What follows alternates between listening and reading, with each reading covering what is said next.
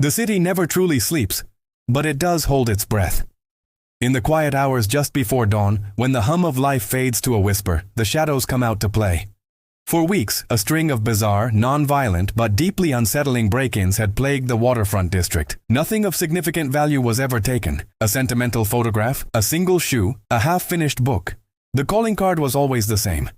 A single, perfectly placed raven's feather left on a pillow. The media, in their typical fashion, had a field day. They called him the Phantom Collector, the Feathered Ghost. To me, he was just Case File 734, and he was my obsession. Every night I'd sit here, surrounded by monitors, sifting through hours of grainy security footage. A flicker of movement here. A trick of the light there. It was like searching for a single grain of sand on an endless beach.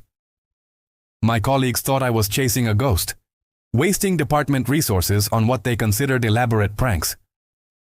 But I knew better. There's a pattern to everything, a rhythm to chaos. You just have to be patient enough and maybe crazy enough to find it. The coffee was stale, my eyes burned, but I couldn't stop. Because the what of these crimes was baffling, but the who was the real mystery. And I was a man who lived for solving mysteries.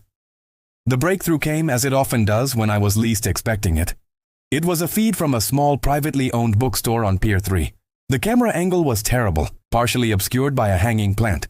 But through the leaves, I saw it. A figure cloaked in the deep blue of the pre-dawn light, moving with an unnatural stillness. The figure paused, looked directly at the camera for a split second, and then vanished. It was a chilling moment, a direct challenge. But the challenge wasn't the most interesting part. It was the movement before. The pause. A slight, almost imperceptible hesitation.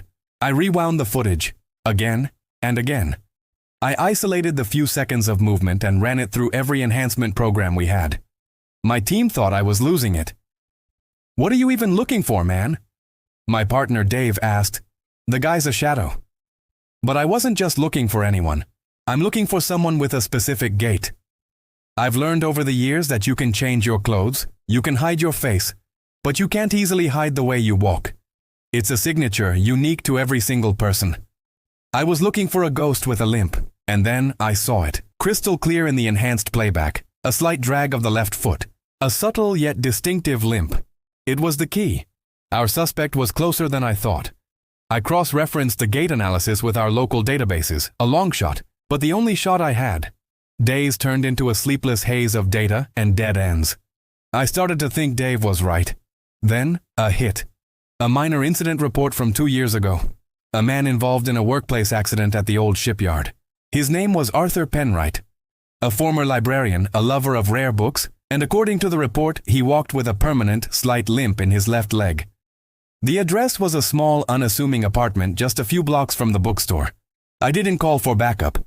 This wasn't about force. This was about understanding.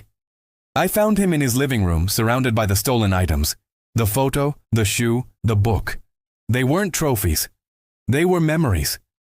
Each one belonged to someone who had once worked at the shipyard with him. People he felt had forgotten him after his accident.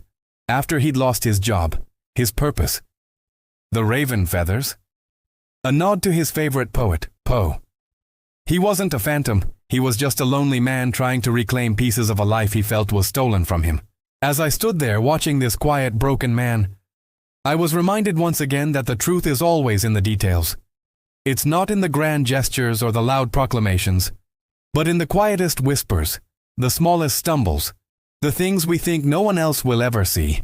Thanks for joining me on this case. Every story has its hidden details, and we love uncovering them. If you enjoyed this dive into the investigation, make sure to hit that like button and subscribe for more deep dives. We'll see you in the next one.